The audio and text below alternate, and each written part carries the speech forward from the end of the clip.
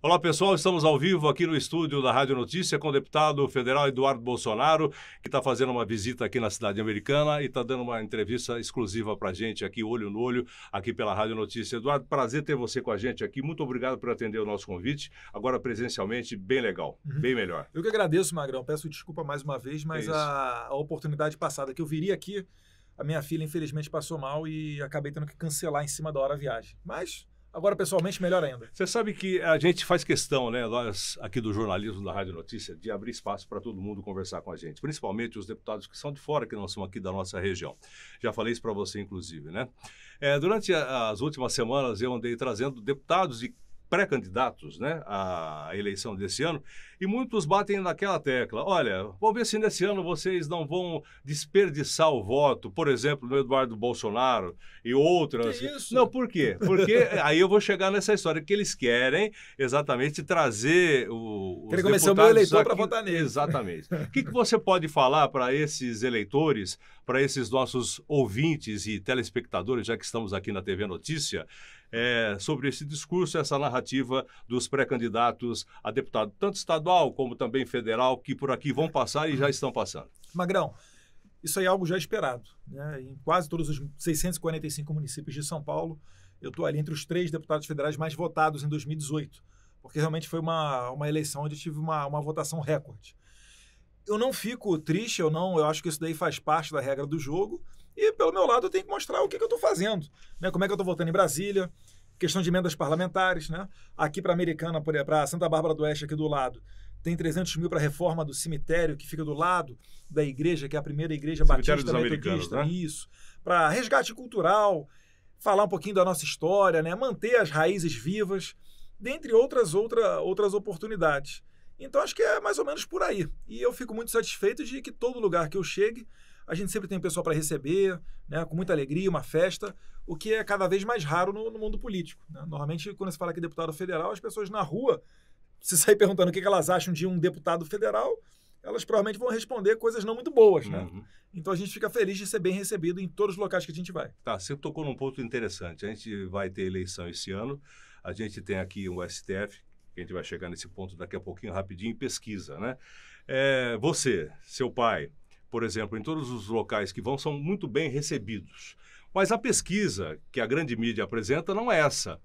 Isso pode ser um tipo de preparação para uma urna eletrônica não muito confiável? Eu tenho essa mesma pulga atrás da orelha, né? As pesquisas, primeiro, que já perderam crédito no Brasil inteiro. O Jair Bolsonaro nunca liderou nenhuma pesquisa e ele é o presidente da República hoje. Tem aquela famosa, né, notícia, Bolsonaro perde para todos no segundo turno. Sim. E ele acaba, né, que na verdade ele ganha. As imagens, tem um município chamado Piranhas, lá no Rio Grande do Norte, Eu vi.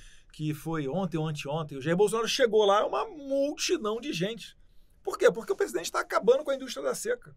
Agora, se ele arrasta uma multidão e perde para todo mundo no segundo turno, eu quero ver a multidão que arrasta o primeiro colocado nas pesquisas, né? Que é, no caso, o Lula. O Lula ele tem que sair do Brasil para conseguir falar alguma coisa. Porque se ele for à praça pública, ele vai ser hostilizado. Não é porque eles apenas roubaram. Eles roubaram, eles protegeram terroristas como César e Batiste, eles não levaram água no Nordeste. O Lula estava aí falando, o Bolsonaro tem que falar que eu que comecei a obra da transposição do Rio São Francisco. Só no Ceará, a obra demorou mais de 8 anos e custou 7 bilhões a mais do que o orçamento original. Isso é mais do que o dobro. Não é que esse pessoal roubava 1, 2, 5, 10, 20%. O pessoal roubava 5.000%. Os caras deram prejuízo numa estatal de petróleo num país autossuficiente como o Brasil, que foi a Petrobras.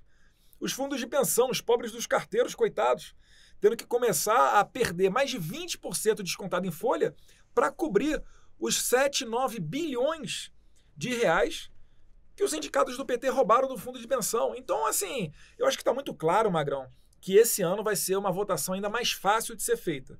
Se a população acha, né, que tem que retornar esse período de roubalheira, bem, eu não posso fazer nada, né? Agora, voltando à pergunta inicial, eu acho que o TSE perdeu a oportunidade de sacramentar o voto impresso e a gente ter mais transparência na eleição.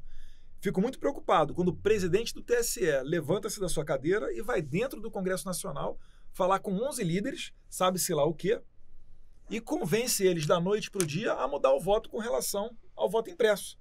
A gente quer saber do Barroso, né? Barroso, o que o senhor conversou com esses 11 líderes partidários? Aliás, deputado, explica para o pessoal que ainda tem alguma dúvida qual foi a proposta do voto impresso. Muito se dizia a respeito de voltar a um passado onde o pessoal ia ter que fazer o voto impresso e colocar o papel na urna. Explica para o pessoal, porque muita gente não sabe exatamente qual era a ideia do comprovante do voto. Uhum.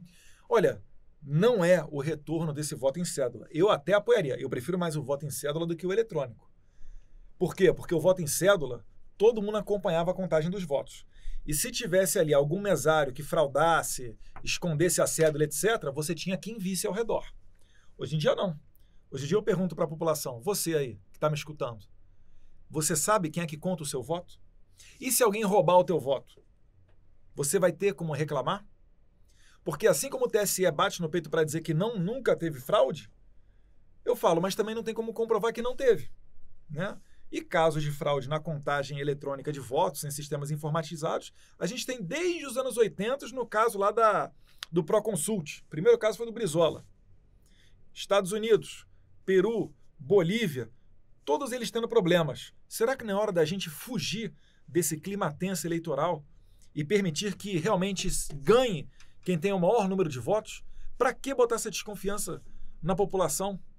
Enfim, a gente vai para uma eleição, o TSE convidou as Forças Armadas para fazer parte de todo o procedimento, só que a realidade é que as Forças Armadas fez uma série de perguntas e até agora o TSE não respondeu. Quando foram feitas essas perguntas para o TSE? Não tem tanto tempo assim. Em janeiro, o TSE respondeu... Esse ano? O TSE respondeu que estavam de férias. E até agora estamos em fevereiro, né? Acho que já devem ter saído de férias, presumo. E até agora segue sem responder. Porque, segundo informações, o próprio Exército detectou várias falhas no sistema, é isso? São perguntas com relação a isso daí mesmo, Magrão. E, enfim, é que eu não quero dar uma afirmação enquanto não se ouve o outro lado. Sim. Né? Eu estou esperando a resposta do TSE. Inclusive, o Brasil inteiro está esperando, né? Bom, deputado, esse ano é uma nova eleição, diferente da eleição de 4 anos atrás, obviamente, como ninguém esperava, grande parte da mídia não esperava aí o presidente Bolsonaro, vocês, inclusive a família praticamente toda eleita, todos, né? Todos foram eleitos, né? O seu irmão Carlos no Rio de Janeiro, o senador... Sim. E você também deputado federal. É que, na verdade, não pode nenhum parente próximo do presidente sair candidato, né? A lei não permite. A única exceção são aqueles que já ocupam cargo eletivo. Tanto é que eu só posso sair candidato à reeleição. Eu não posso sair candidato a governador, a vereador ou a prefeito. Eu só posso à reeleição de deputado federal. Como é que você espera essa eleição no que diz respeito ao seu caso, nesse pormenor que eu disse a respeito dos votos que você teve na contestação? Acredito que não vai ser só aqui, vai ser em todo o estado de São Paulo. E você é deputado federal. Eu vou ter que correr atrás. Não tem essa coisa de, já ganhou. O que eu já vi de gente que já ganhou e chega na hora e perde, né? Eu não vou me permitir trilhar esse mesmo caminho, esse mesmo erro, não. Mas essa campanha vai ser uma campanha novamente bem polarizada. Ela não vai fugir ali de Lula e Bolsonaro e desse clima direita-esquerda, né? E eu acredito, Magrão, que a gente vai ter uma renovação ainda maior na Câmara dos Deputados. Esse é um grande ponto, né? Porque, veja bem, eu sempre falo aqui no programa da Rádio Notícia, no Jornal da Notícia, que o presidente pode muito, mas não pode muita coisa, não, dependendo dos 513 deputados e 81 senadores. Essa é a grande renovação que não acontece. Eu acho que vai acontecer agora, Magrão. Na verdade, o Congresso ele até renova bem eleição após eleição. A gente tem que ver mais ou menos o perfil dessa renovação. Porque é o seguinte... Cada vez mais o brasileiro está prestando atenção na política, né? É muito mais comum hoje em dia você encontrar pessoas que saibam mais nomes de ministros do STF do que de titulares da seleção brasileira. E esse movimento de amadurecimento político vem desde 2013, quando aquelas manifestações pelo aumento do preço da passagem de ônibus, né? Onde os conservadores ou um público mais à direita quebrou a bolha da esquerda, percebeu que dava para ir para a rua reivindicar suas pautas. Depois, em 2016, retiramos a presidente mais corrupta da nossa história, sem quebrar nenhuma janela. E em 2018, a gente elegeu um presidente que não gastou nem $1 milhão na sua campanha. Então, esse movimento não tem como você voltar atrás. Não tem como você segurar. O brasileiro, graças principalmente à internet, né, às redes sociais, ele está mais ciente da política. e agora ele vai saber cobrar o seu candidato. Ele sabe, né, a importância, ele está muito mais ciente da importância do que faz um deputado federal, do que faz um senador. E eles estão percebendo que o problema do Brasil de não ir para frente não está mais na presidência da República, que o presidente atende o povo. O senhor falou a respeito de um assunto interessante, regulação da mídia. Até que o ex-condenado, eu chamo sempre o ex-condenado. Eu chamo de ex-presidiário. Ex-presidiário, tá certo. Agora também o ministro Barroso disse que tem a intenção de regular a mídia, inclusive mídias sociais. Não será permitido, inclusive, ao presidente da República fazer um tipo de propaganda, né, nessa próxima eleição pelas redes sociais. Totalmente... Eu repudio totalmente as falas de um ministro do TSE que se arvora de se intrometer na política, né? O TSE, ele existe para coordenar as eleições e para julgar os eventuais conflitos eleitorais que venham a ocorrer. Não é papel do TSE querer regular os meios de imprensa, né? Ou então vamos fazer o seguinte, vamos regular? Eu topo. Bota eu de censor, bota eu para ser lá o dono dessa agência reguladora. Aí eles não vão querer, né? Agora, isso tudo aí cria um alerta muito grande, que é o quê? Se o Lula voltar, ele já disse que vai regular a imprensa, ele já disse que vai regular as mídias sociais, enquanto nós defendemos a total liberdade. E quando o ministro diz que vai regular também? É muito complicado, porque não é a esfera dele, não é papel dele. O meu medo, Magrão, é o seguinte, né? O Barroso, ele se declara progressista, que nada mais é do que uma palavra bonitinha para comunista, para socialista, para marxista. Mas, no fundo, é tudo a mesma coisa. O que essas pessoas pensam? Elas pensam que, com o poder da caneta, elas podem moldar a sociedade conforme elas bem quiserem. Qual o meu papel enquanto legislador? Eu tenho que olhar as relações sociais. Quando as relações entre as pessoas mudam, eu tenho que adequar na lei para formalizar isso daí. Ou seja, eu olho para o passado e faço a lei. Um progressista não, Magrão. Um progressista, ele pega o poder da caneta dele, tenta mexer a lei, mexer nas decisões judiciais, para a partir dali a sociedade se adequar à caneta, aquilo que ele escreveu. Então esse é que é o grande problema. O senhor falou de progressista, né? Essa semana aconteceu um caso aqui na cidade americana, onde um professor de um colégio, eu vou mexer no vespeiro aqui da cidade agora, eu quero saber a sua opinião.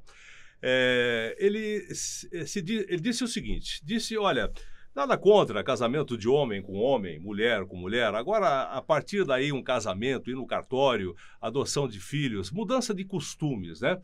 Bom, foi um exército de estudantes, 14, 15 anos, crianças, pré-adolescentes, né?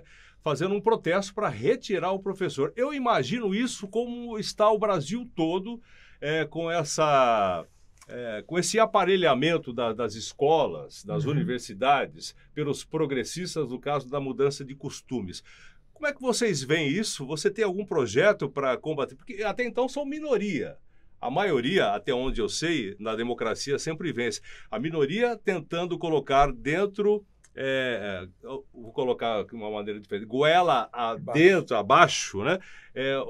As suas ideias e tudo mais. Obviamente que eles merecem respeito, mas nós também não merecemos. Eu me coloco nós porque eu sou a favor da família tradicional, né? Homem, mulher, filhos e tudo mais. Qual a sua posição a esse respeito? Que vai dar problema aqui, porque inclusive vão retirar o professor, ele é de uma escola estadual, né, Léo? ETEC, né? E vão retirar o professor. É lamentável. A gente viu também o caso da cantora Adele, que falou que tem orgulho de ser mulher, e estão falando que isso é transfobia. É o politicamente correto, né? E o politicamente correto não é sobre o que você fala, é sobre quem fala. Então, se for alguém de esquerda, ele pode falar que as mulheres têm grelo duro, referir-se a mulheres como as mulheres do grelo duro. Agora, se for alguém da direita que falar algo semelhante a isso, está no sal, né? Eu abomino totalmente esse tipo de conduta de cancelamento. Esse professor tem que ver as circunstâncias também, né, Magrão? Ele está ali para transmitir o conhecimento. Agora, com relação ao casamento, a gente tem que seguir a Constituição. E a Constituição diz que o casamento é a união civil entre homens e mulheres e vai ser facilitada essa união estável em casamento. Quem não gostar, altera a Constituição. Porque está cheio de artigo na Constituição também que eu não gosto, mas que a gente tem que respeitar para viver em sociedade. Esse é o nosso modelo. Se for goela abaixo, se for o poder da força, cada um por si, isso não vai dar certo, né? Isso vai dar problema.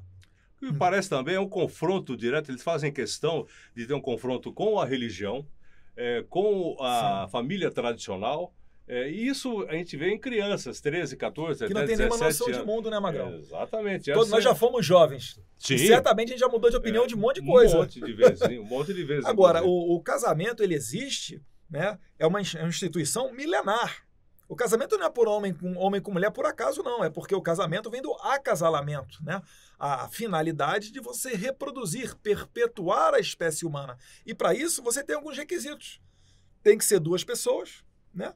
2 seres humanos, cada um com sexo diferente, para ser capaz de gerar essa vida. Homem com homem não gera vida, mulher com mulher não gera vida. 3, 4 homens juntos não geram vida. E a adoção de crianças no meio dessa história? Eu vejo de maneira contrária também, mano. Eu vejo como algo antinatural. Eu acho que o ideal é que você cresça, né, tendo o exemplo do pai e da sua mãe, né? De um homem, de uma mulher, para que você tenha... Tudo isso não é feito de uma maneira intencional, deputado? Com certeza, Magrão, com certeza. A esquerda ela tenta destruir tudo para levantar do nada a sua sociedade perfeita, né? É como se tivesse uma casa em que os conservadores diriam: essa casa precisa de reforma.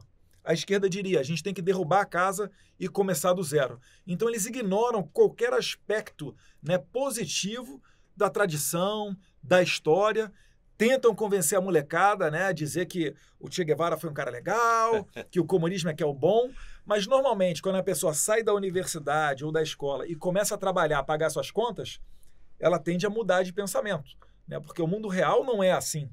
E em todo lugar em que essas ideias de esquerda tiveram algum tipo de espaço, ocorreu milhões de mortes, né? A gente tem aí a China, Cuba, Coreia do Norte, União Soviética. E justamente por quê? Porque o pessoal da esquerda parte de uma premissa errada, que é a busca pela igualdade.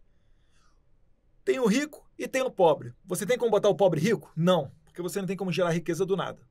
Agora, o rico, você tem como distribuir a riqueza dele e botar ele pobre. E aí, realmente, todos ficam iguais. Todos pobres. Todo mundo é igual onde? Todo mundo é igual na Venezuela, que inclusive ano passado, né, ultrapassou o Haiti no número de pobreza, né, o país mais pobre da América Latina, né? É a Venezuela, que tem a maior reserva de petróleo do mundo. Vai vendo. Coreia do Norte. É simplesmente nesses países. E para manter a população, né, nessa pobreza sem poder reclamar, eles regulam os meios de comunicação, né? Em Cuba você só tem um meio de comunicação, que é o jornal Grama. Você tem que botar a goela abaixo qualquer tipo de conduta dissidente ao ditador.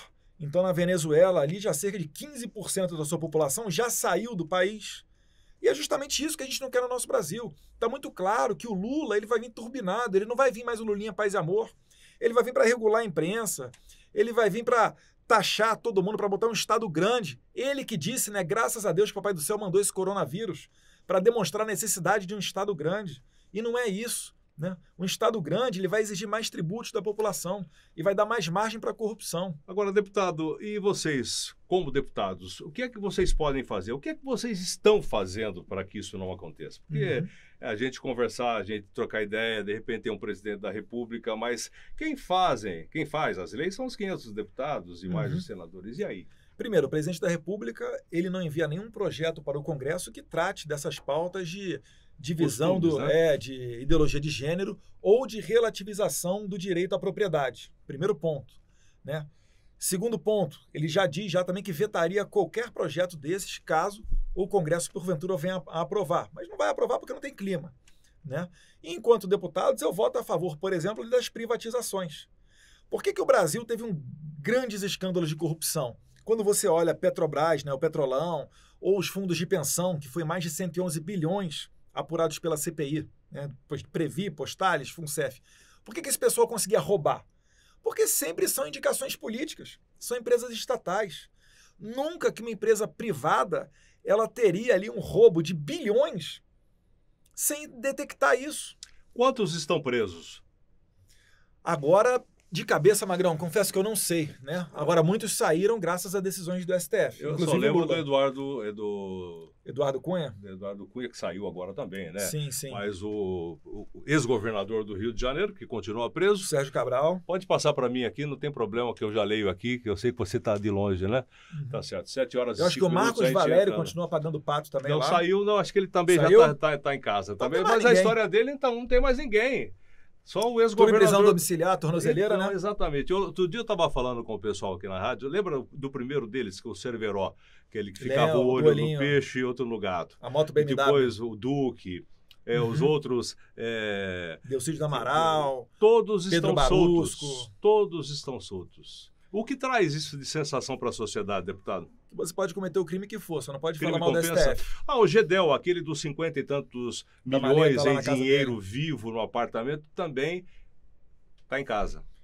Realmente é muito complicado, Magrão. Agora, a gente está aí olhando, está pagando o preço de termos dormido aí por pelo menos 30 anos sem se interessar por política.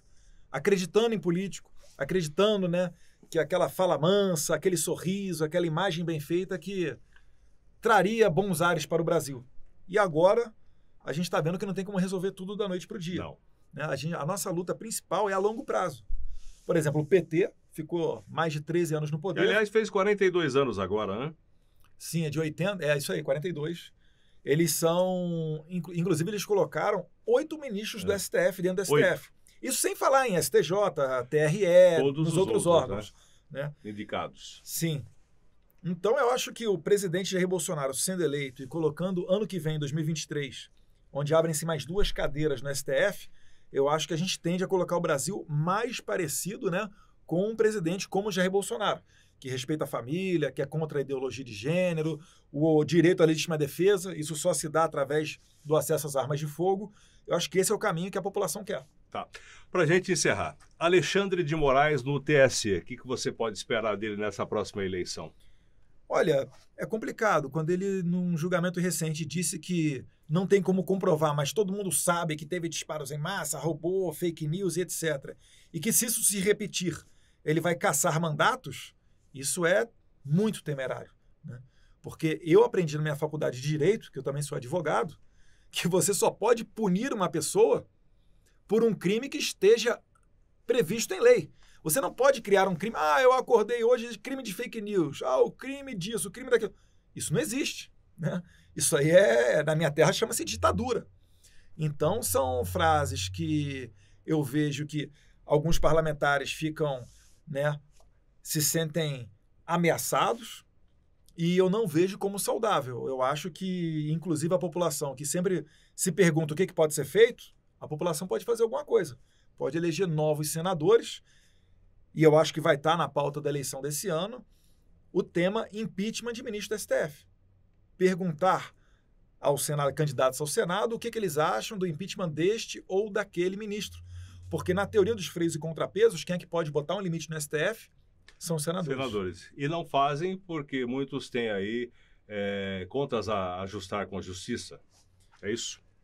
Magrão, eu não posso te assegurar, né? Mas é o que fica aí de senso na população. Tá certo. Muitos me dizem isso. Deputado, muito obrigado pela participação. Foi um prazer conversar. Eu que agradeço. Obrigado pelo espaço mais uma vez. Estamos aqui aguardando agora Flávio, seu irmão, seu pai, Tarciso. Quem mais, Patrícia?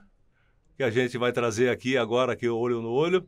Pô, tá certo, então. Não, perfeito. Muito obrigado mais uma vez. Não, porque o pessoal me cobra bastante, principalmente nesse ano de eleição. Então, a gente tem que cobrar o filho, né? Exatamente. Perfeito. Muito obrigado mais uma vez. Sucesso. Estamos aqui, né, sempre disponíveis para um bom papo aqui no Olho no Olho. Um abraço. Fiquem com Deus.